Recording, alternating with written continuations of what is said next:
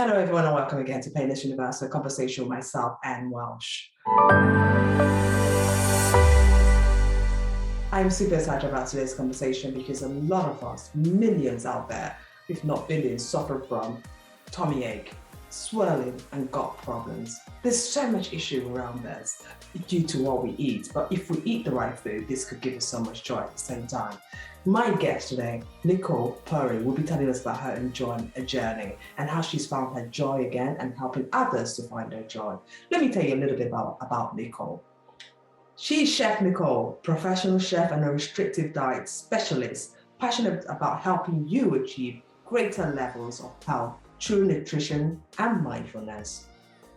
Whether that entails from recovery from an illness, preparing you from a medical procedure, or weight loss, she focuses on helping her clients, her followers, her friends, her family find greater health through nutrition and mindfulness. She's keen on assisting people in getting their mind, body, and heart on the same track when it comes to your health and make it both fun and delicious at the same time, whether through meal plans, simple support in making the right choices. She's been doing this with an emotional attachment to food that made her sick. And she realized that the more she helps, the more people understand better how we can eat to live better and have a glowing life, glowing skin, and do the things that we never thought we could do because we're always tired. Meet my amazing guest, Nicole, as she shares her story. Well, hello everyone, and welcome again to Painless Universal Conversation with myself, Anne Welsh. Have you ever thought about why is your stomach bloated, swollen, tummy ache? And we always ask ourselves, what is the cause of this? And a lot of times we tend to be in denial about what the real cause of our pain is. Well, my guest, Nicole, will be answering your questions by talking about her own journey. She's an author and she's a chef. She'll be sharing her own journey. She'll be talking about her book as well, because that's one of this book where I would recommend you all get a copy and read it and understand simple, easy, practical ways of getting yourself in check. Meet my wonderful guest, Nicole. She shares her story. How are you? I am so well, and it's such a pleasure to be here and be chatting with you. And I'm just looking forward to sharing this message. It's so exciting. My dream is to reduce the pain in the tummies of the world. It really is. So, Thank you. No, I love that. I love that because I mean, it's a massive pain. I remember the other day, my daughter came to me, Mum, I have a tummy ache. So what have you eaten? What is this? And she's like, I had some sweeties. I said, probably you had too much of the sweeties. That's probably what's giving you the tummy ache. So this conversation, I think, is not just for adults. I think it's also for parents as well to look into what their kids are eating. So I'm super glad that we're having this really intensive conversation to go into our guts. What is it that we eat? But before we get started, Nicole, who are you? Okay, well, my name is Nicole Poirier. I am originally from Rhode Island, the teeny tiniest state in the United States on the East Coast. But now, after a long journey literally around the world, as I was a yacht chef and traveling from country to country, I live on the West Coast for the last decade. And I live in San Francisco. I am as you mentioned, a chef, an author, and a nutritional healing facilitator. So I work with clients primarily for nutritional healing purposes, teaching them how to cook for themselves, or if they're happen to be in my area, sometimes I do one-on-one personal chefing or classes or what have you, because it's a niche that really needs to be addressed. And while I believe that food related illnesses are very common, not many people are really educated about them. So this is who I am. And for fun, I like to exercise and lift weights, and I do Muay Thai, and I am in constant pursuit of a better feeling day. I love that. Can't speak to a better feeling day. I think that's what we all should do. A better feeling day, because it just gives you that incentive. It gives you that joy to wake up the next morning and do things and keep your life going. When you look at your background growing up, what was it truly like? What was it as a little girl? That is a heavy question, but I will be very truthful. So I actually come from a pretty traumatic background. From the outside looking in, it would seem that I had a pretty typical life, but looking back, there was a bit of, there was violence, there was some emotional abuse. I'm going to be honest. My stomach issue started at a very young age as well, and weight struggles started at that time. And this is not a finger pointing situation. I think every parent does the best they can with the tools that they have. Yeah. And as we move forward in generations, that's the only time that we can take the opportunity to learn better and do better. And when we know better, we can do better. That's what Maya Angelou said. She is one of my, best role models and greatest inspirations in life. And so in all honesty, I was well fed with food, but not potentially with emotional stability. So that's where my background comes from. That said, I'm really excited that I did have the food component then, because I used it as a method to connect with others, and I still do. And I think it's part of what made me a great nurturer and one who cares so much about others. Yeah, that's very true, because your open relationship with food, you talk about it openly. You talk about your emotional attachment with food at a younger age, and these things made you sick. Can you just briefly describe what you were talking about in your bio, when you talk about the emotional attachment to food that made you sick? So, when we're the smallest and we are being fed delicious things from our mothers and our grandmothers, and you think about it, one of my grandmothers used to come over every Sunday with a box of pastries. That was her tradition. That was how she connected with our family. And my brothers and I would rush and grab, a pastry or what have you. And I grew up, as I said, in Rhode Island, which has a really big Italian American population. So there are bakeries, amazing bakeries everywhere. Italian bread, pizza, pasta, you name it. It's over the top delicious. That doesn't actually work when you have a gluten allergy, which I didn't want to find out about or identify until my late 20s. So someone had suggested that I had a gluten allergy, right, when I was 21. And at that time, I was actually a stock trader. This is before I transitioned into a full nurturing career. And I said, well, what's gluten? Because I didn't know yet. And the trainer who told me, she said, well, it's a protein that's found in wheat and barley and rye, and it's in pasta and bread, and I said, oh, absolutely not. No way, Jose, that's not me. I love bread. Yes. I love bread. And I would not put that down. So it took about 8 more years before I found myself at a health retreat where I didn't have any gluten for a month. And from there, I went to a meditation retreat. So I went health retreat, meditation retreat. It was just very convenient at this time. It was a really exclusive, awesome thing I was doing in Thailand when I was in the world of yachting. And so I went from consuming no gluten to, at the meditation retreat where I was learning all this mindfulness, consuming pure gluten. There's something called seitan. I don't know if you ever heard of seitan. Sometimes people call it wheat meat. It's fake vegetarian meat. Oh, I've heard but and for people who can handle it, amazing. I support that. I am not a judge or jury of food. It's very ubiquitous. It's like a window, but some of it makes some people feel good. Some of it makes some people feel bad. So we have to figure this out for ourselves. So at any rate, after 30 days of this health retreat, I was lean, I was mean, I was feeling great. After 4 days of the meditation retreat, I put on 25 pounds, which is about 13 kilos or 12 kilos of water weight, inflammation in 4 days. My eyes were swollen shut. My ankles were so big that it hurt to walk. If I hadn't been meditating 8 hours a day, I'm not sure I would have made it. And after those 4 days, I asked my body, what do I need? What do I need? And, luckily, this was learning how to meditate. You are actually really quiet in your mind at the same time. And my body gave me an answer. It said, switch back to just fruits and veggies while you're here, because this is just what you need at this moment in time. So I said, okay, literally conversation in my head. And I stopped increasing the swelling.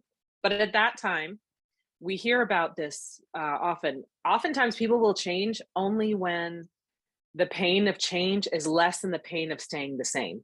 Mm.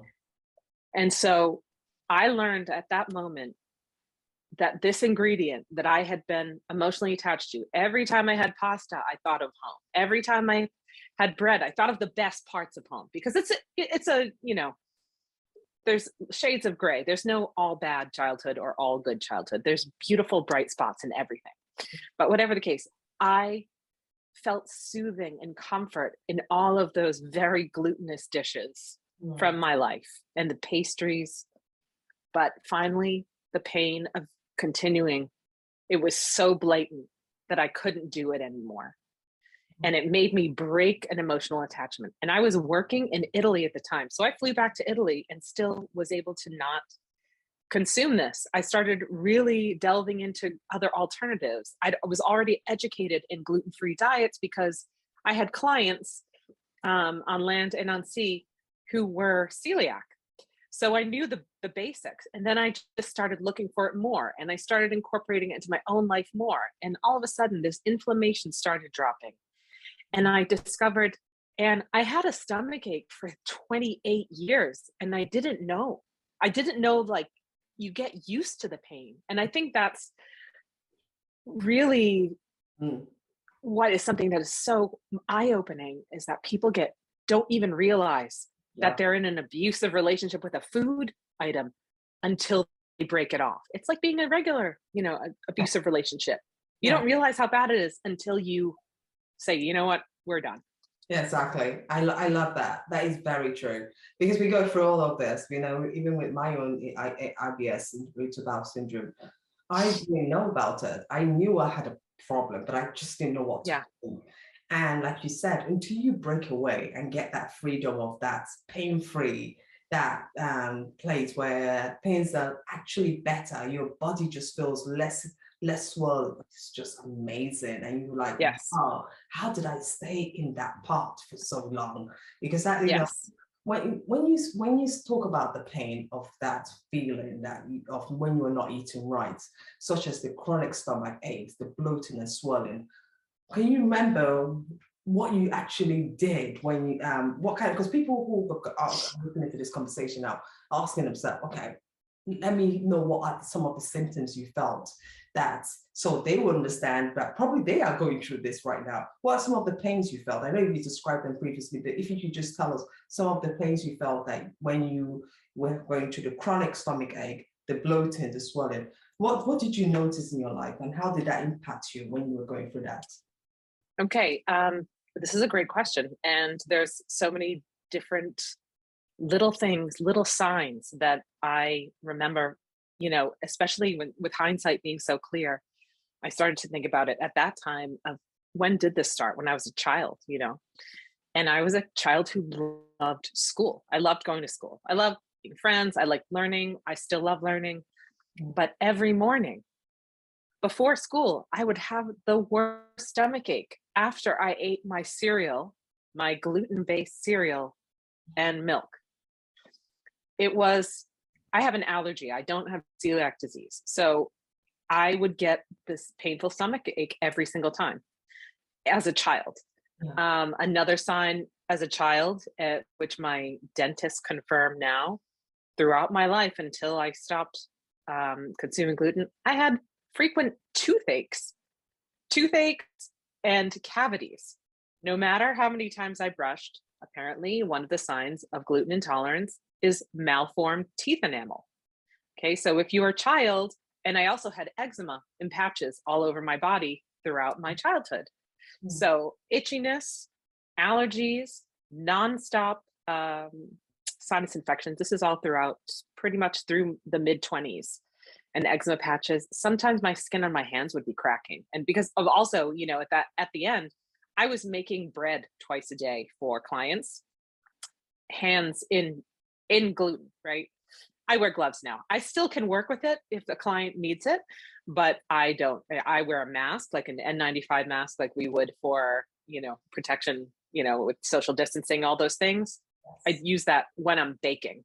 And I also wear gloves just to keep the ease, because, skin issues, tummy aches, teeth issues, um, and visibly, one of the biggest changes that I experienced when I did stop this was, if you are familiar with bloating, more than just a tummy bloating, but a puffiness. Anytime I would eat pasta, or something very bready along those lines, my skin would swell around my necklaces, my bracelets, my socks. It would swell, puff out right over. If I drank beer, and this is believe I'm not slamming any of these things for people who can handle them. I just want to make that clear another time, okay? Because I would still enjoy gluten-free beer or a cider or something now. I don't think alcohol is the worst thing in the world, but I would puff up so badly that I never really felt good about myself looking in the mirror after consuming most of these things. So those are some of the signs. If I think of any more, I'll just jump in and tell you again. But Right. No, that's really helpful, because it's true. When you don't know what not to do or what the side effects are, you probably keep doing it. It's okay. But you went on to become a professional chef.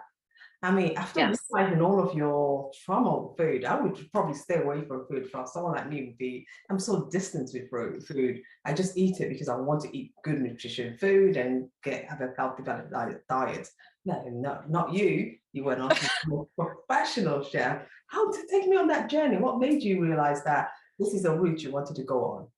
well, in all honesty, but it, like I kind of mentioned, food became my love language, and food was actually my mother's and my father's love language. So when they did show love, it was usually through food. And my mom was an incredible cook, and my dad was an incredible cook, and my mom really taught me from a very young age. And another friend just asked online the other day, like, what's the earliest cooking memory you have? And I remember a cooking memory from being 2 or 3 with my mom standing on a chair. And she's saying, we were making eggplant parmesan. Some people are saying, oh yeah, we did scrambled eggs, we did pancakes. No, we were doing eggplant parmesan, and dredge these little eggplant circles, or aubergine for the non-Americans in the group, aubergine circles in flour, and then in egg, and then in breadcrumbs. And I remember her saying, pat, pat, pat. So the creation of food has always brought me so much warmth from the inside. Mhm. And so it's the way love was communicated to me, and it's the way I learned to communicate love. So despite the fact that there are obstacles to navigate, I actually fell in love with food more, through before I decided to become a chef in my very early 20s. I just loved cooking to show people that I cared about them, and to show, like, and to try new things, and to travel without leaving my home. That's another thing. Travel is in my blood, but when you can't get on the plane, you can always crack open a cookbook, and you can experience the food and the culture of another place, Mm. and go on an adventure between books and food. You can almost see the whole world. It's a way to broaden your world without ever leaving your town. So I was doing that, and then I said there was an opportunity with an economic downturn in 2003. Actually, there was a minor economic downturn, Yeah. and the company I was working for offered voluntary time off. And I was sitting there dreaming and writing up menus for future dinner parties every day at my desk. So I said, if they're offering this voluntary time off, but they're not going to take away my job, they'll guarantee me a job to come back to, why don't I try this? So I called one of my top mentors at this time, this very powerful businesswoman I'd been a nanny for during college. And I said, what do you think of me taking, I was 23 years old. I said, what do you think of me taking a couple months off? She's like, do it. Absolutely do it. You are 23, you are young, there is no reason not to have an adventure right now. And you have a job to go back to. And if not, you'll find another one. You're smart, you're fine. So I was like, oh, right. This is not what my parents would have said. They were like, no, stay in your job. And don't you safe income, blah, blah, blah. But I decided to just go for it. So I asked for the maximum amount of time off, and I went and I applied for jobs at every catering company in a town called Newport, Rhode Island, which is very Great Gatsby-esque. And you know, people around the world have heard of Newport sometimes because it's where the oil barons had their summer cottages, which are actually huge mansions on this cliff walk. And I got catering company jobs, and I got my first job on a yacht, and I just didn't go back from there. Actually, a terrible thing happened. I had a knife accident with one of my catering companies. Awesome. And sorry, this is a weird adventure. I'm taking on a journey. Take me there. It's fine.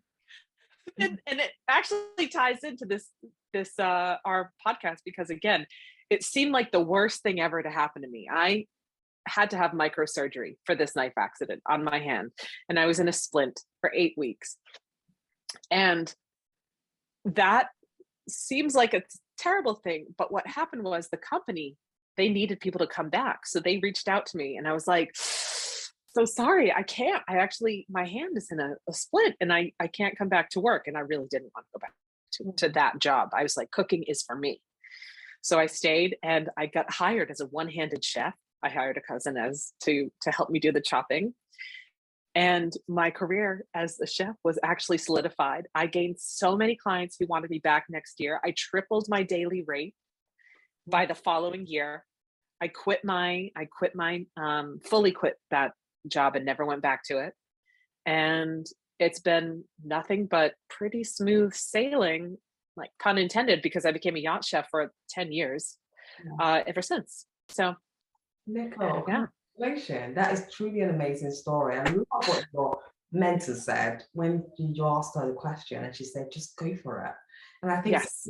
so many times we're so afraid of our own shadow, or our parents want us to be safe, but sometimes not realizing there's a bigger world out there. And you just, especially when you're young, you just have to explore and see what the opportunity is, because this has led you're really passionate about helping others achieve greater level of health. You know, so you're not just a chef doing this work, but you're also passionate about helping others to achieve greater levels of health through nutrition and mindfulness, which is a word that I like. What led you on that path from the chef business to now going into helping others and understanding the food we eat? What led me on that was my initial interest or journey to Thailand as a health retreat. I had been seeking answers. I'd been seeking answers for, once I got past my gluten allergy and figured that out and started eating food that was making my body happy.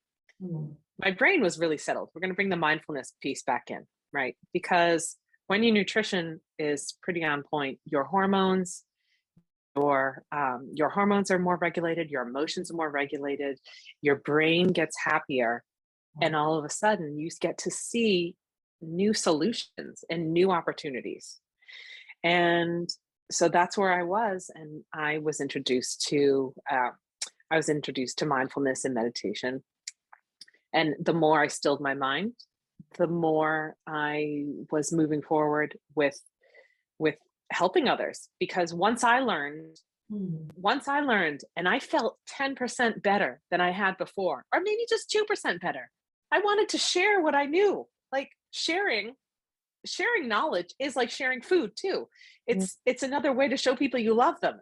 If you find something that works for you, it's free to share information, so much of the time. Yeah. And they say, if you're 10% more proficient in a topic than somebody else, then you can guide them a little bit further in their journey. Absolutely. So I just kind of ran with that and just wanted to help more people, and I made it a specialty. Oh, wow. That's really good. Thank you for doing this. So tell me about your book. Intermittent Fasting Cookbook. So it's not just a book of that tells you what to eat, but it's a really subtle way of talking about intermittent fasting. And I want to understand why you chose the word intermittent fasting. What is it? because a lot of people are very confused about intermittent fasting. Does it mean you don't eat for the whole day, or does it mean you eat for half a day? And you also described this passion. You poured your heart, your soul, years of experience, and tons of research into this. Tell me about this wonderful book of yours. Okay, well, thank you for asking. I'm super excited to talk about it. So, Intermittent Fasting Cookbook, it's a combination of a guide. The beginning is kind of a guide to intermittent fasting.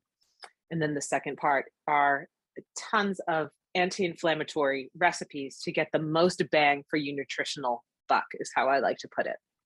So you asked me what intermittent fasting is, and let me go there first. Okay, so, and it is something that people are interested in, but it sounds a little bit confronting or confusing, because fasting is something we do in religious seasons. Fasting is something that you have to do all the time. Fasting is relegated to very specific meanings in most people's minds, because they kind of haven't thought of intermittent fasting, or haven't had the opportunity to educate themselves about it more yet. So here we are. Intermittent fasting means that you are balancing periods of not eating, which is fasting, with periods of eating, just feasting. Now, to start this, like the most basic is a 12-hour, we have 24 hours in a day. So you think of 12 hours that you are is an eating window, and 12 hours that's not an eating window. And you can add hours to your fasting, and it will have different targeted benefits. And if you have less, then, if you're going less than 12 hours without food, then you're not intermittent fasting. That's really just the basic thing. The reason that you would do this is to give your body the full opportunity to carry out all of its jobs and its needs. We need time to rest and recover every day, including our digestive system. And now we have an internal clock. Every organ has its own internal clock, to be honest. And there are times when it needs to be shut down, basically, or organs need time to sleep. So those are the benefits of fasting. And as you extend the hours, you get to reach different levels of healing. So you can do very targeted healing fasts.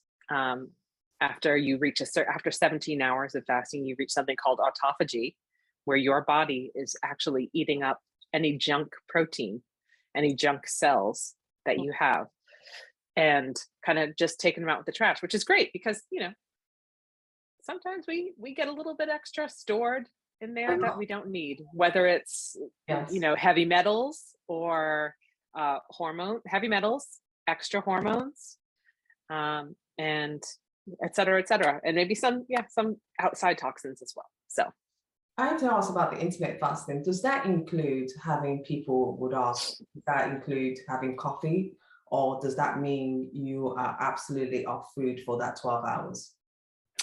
So during the fasting period, generally non-caloric beverages are permitted. For the probably 99% of the fasting gurus out there are many. There's maybe one out there who'll say no coffee either, but you have to also shape this to fit your life. So if coffee is coffee, tea, water, seltzer, fizzy water. These are all things that you can have at any time during your fasting period. And then during your feasting period, you can go ahead and add.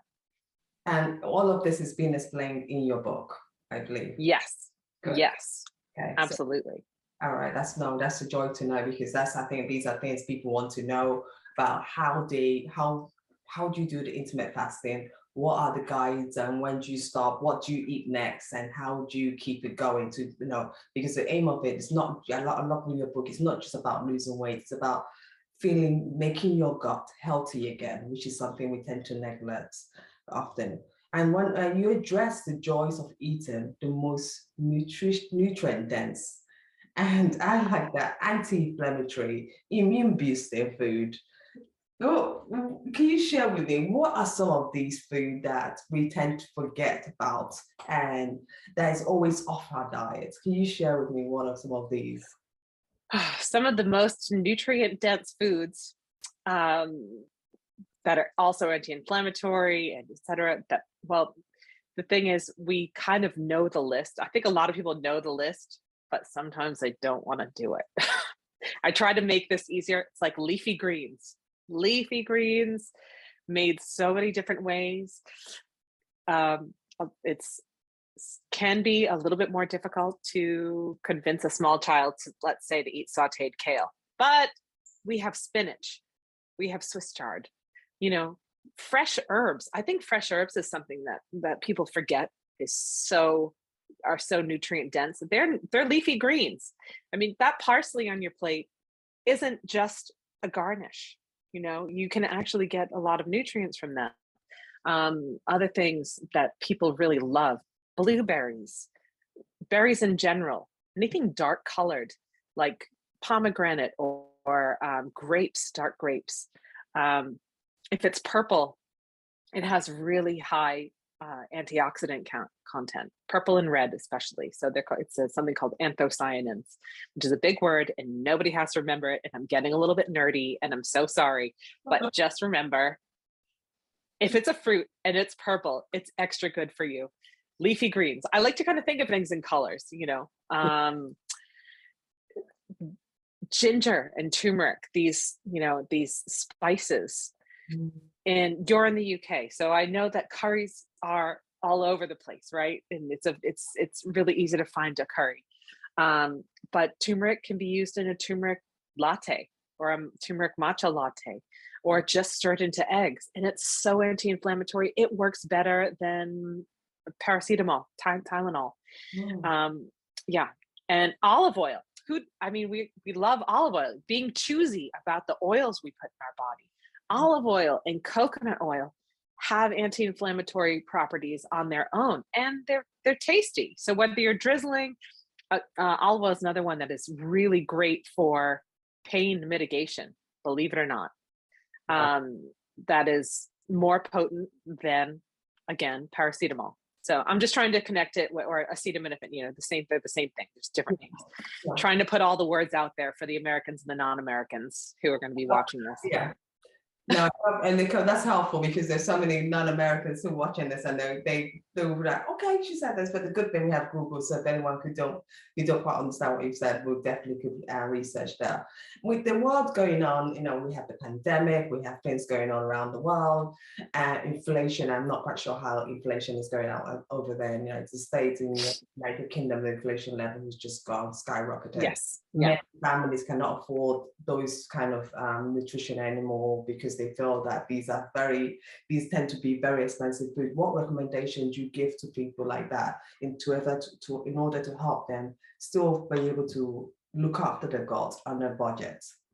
Okay. Yes, I have ideas about this too, which is great. And I just read an article about well, first of all, yes, the inflation here is bananas as well. But one place, and I do a lot of grocery shopping, a lot. One place I have not seen prices increase, if you have access to this, are farmers markets. I don't know how often you have, you know, where people are in the world. I mean, there's going to be listeners all over the place, but fresh farmers markets, there hasn't been much of an increase at all. And because I'm going to one every week. So if you can buy your produce fresh from farmers, oftentimes that's going to be a way to stay within a budget. When it comes to spices and proteins, fatty fish is another really nutrient dense thing, and canned fatty fish still is very affordable. Whether it's canned salmon, kippers, sardines, anchovies, you're getting a lot of bang for your buck there. The price of eggs has gone up, but that's actually worth a splurge. Eggs are a great food for a lot of people, you know, a good way to get a lot of nutrients. If you don't have access to farmers markets and the grocery store itself is well on the more expensive side, Frozen veggies are a way to get vegetables and nutrients to add to your diet that will cost significantly less, are only minorly processed, and you're still going to get, you're going to save money, and you can save them over, you can put them in the freezer. When they're on sale, you buy a little bit more if that's available to you. I'm also a person, there are people in food deserts who just don't have the access or opportunity to even fresh vegetables or frozen vegetables. When you don't have access to what the recommendations seem to say, buy what you can, focus on whole foods as, vegetable and protein sources, not overly processed, not prepared meals. If you can buy a can of tuna and cans of green beans, that's preferable to buying a frozen meal. Okay. I know that does that make sense to you? That makes sense. Absolutely. Okay. Yeah. And you buy what you can, you do what you can with what you have available to you. And the final thing is, if you are on an extraordinarily limited budget and someone is gifting you, prepared meals that don't even need to go in the freezer on a regular basis, you are feeling blessed to just have food to eat, that's where you really embrace mindfulness. Take a couple of minutes to breathe before you eat. When you take that time, and the breathing, the mindfulness, breath work, a little meditation, what that's doing is calming your nervous system from the inside out, okay? Even just 2 to 5 breaths of 4 counts in, 4 counts held, and 8 counts outwards will trigger a release of a chemical called acetylcholine, and it will relax your gut, allow you to ingest or absorb all the nutrients of whatever you're eating. There's a reason that people say grace. That's okay. It doesn't matter it doesn't matter what religion you are. The point of saying grace is to prepare your body for food, and it is actually a chemical reaction that's going on. So that's a free way to get more nutrients. That is an amazing way. I love that. And even just listening to you talk, I started doing that with myself here, and I felt that. You felt there's a chemical being released from you, a chemical of just being free, being happy, being acceptance of whatever circumstances it throws at you. So that's very true.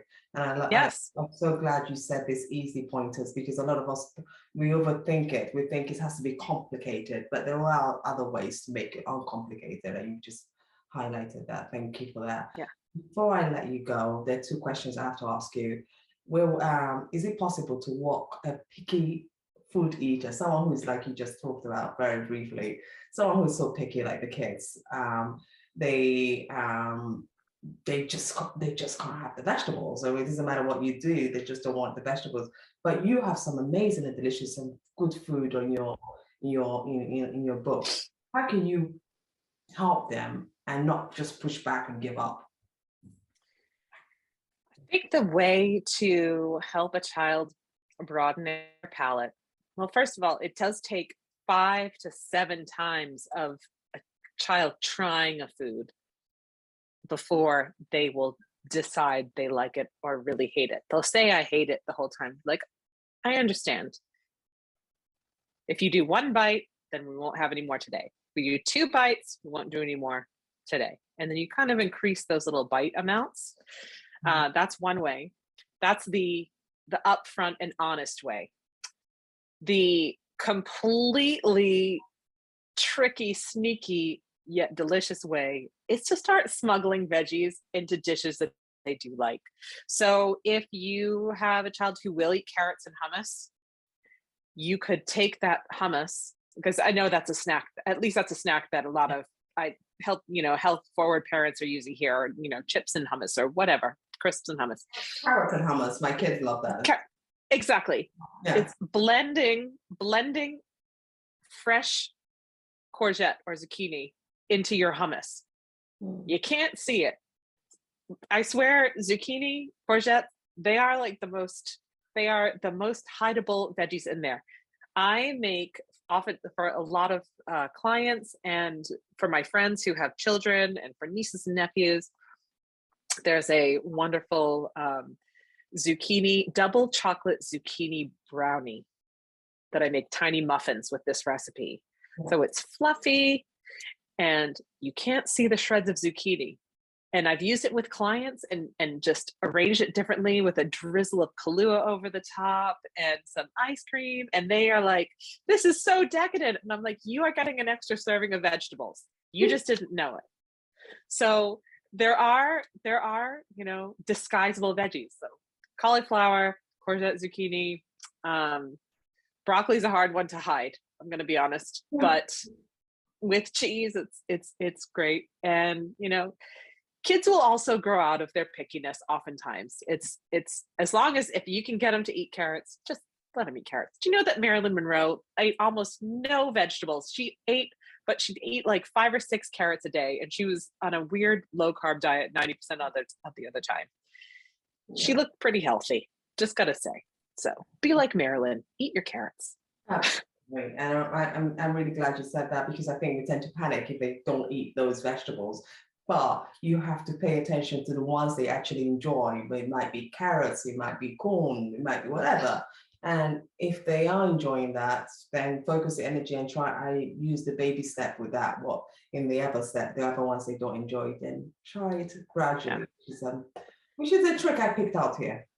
Yeah. I would also say, something that worked because I gained a very broad palate very young. And I think part of that was my favorite night of the week was Friday. And it would be the night we either got pizza and fish and chips, we get, or some kind of takeout.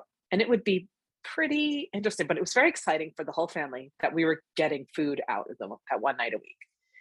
And to order dishes that you wouldn't normally try, even as a parent, it makes it an adventure. It's just an adventure. And if you can present food once a week as an adventure, then you can get people to, get kids to try new things as well. So that's true. Finally, no matter what a person's dietary restrictions are, their age, their emotional background, wherever they're from, they always face this problem of progress. How do I keep this thing going? How do I keep this?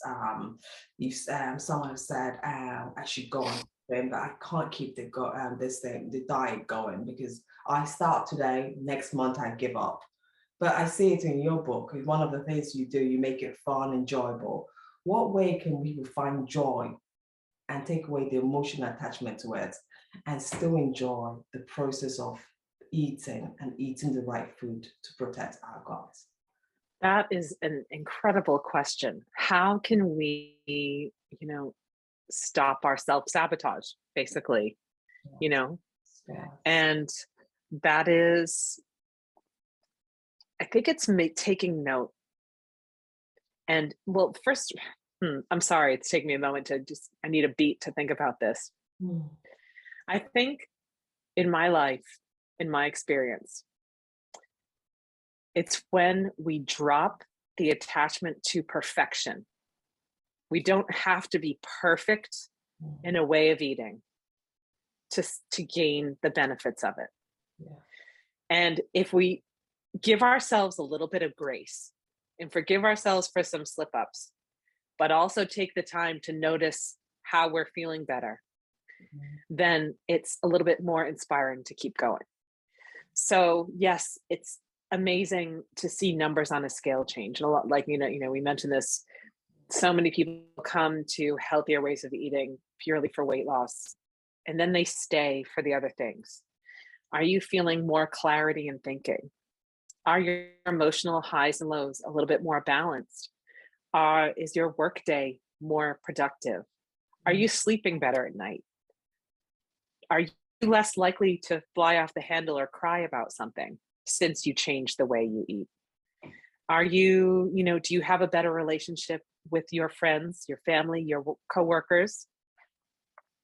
There are so many non-scale victories. And I believe in the book, it's been a minute, that there's part about, I'm sure there's a part about non-scale victories and a list of potential ones that you can look at. Okay. And I think staying on track and maintaining the decreased pain is as much about embracing the new, what's the opposite of pain? Joy, the new joys of what you're experiencing. So that's what I would say. Don't try to be perfect. Forgive yourself for when you're not, and give yourself some credit for the good things that you are experiencing already. And anyone who wants to get your book, how can I get a copy of it? It is available on Amazon, US and UK. Oh, nice. It's Intermittent Fasting Cookbook by Nicole Poirier. So you can definitely find it in both of those places. If you want to take a look at my Instagram accounts, I have two. One is at Mind Body Keto, which is referenced in the book, and my personal one, Nicole Poirier sf.com, not .com. Those are Instagram handles, but those are two accounts that have links to the book, as well as websites, mindbodyketo.com and nicolepoirier.com. So there are so many ways that you can get your hot little hands on the words that I put a lot of love into. So Definitely. Nicole Poirier, I am super delighted to have this chat with you. I've learned so much about, just believing it can be done. It doesn't matter if there's inflation. It doesn't matter if you're a picky eater. It doesn't matter what you're going through. You can find joy in food again to help reduce those inflammatory, those tummy aches, those swelling that we're all going through. You're a chef, you're an author. I thank you so much for your time. Thank you so much. it is my pleasure. I'm so glad to meet you, and I wish you a pain-free day. Likewise. Thank you so much, Nicole.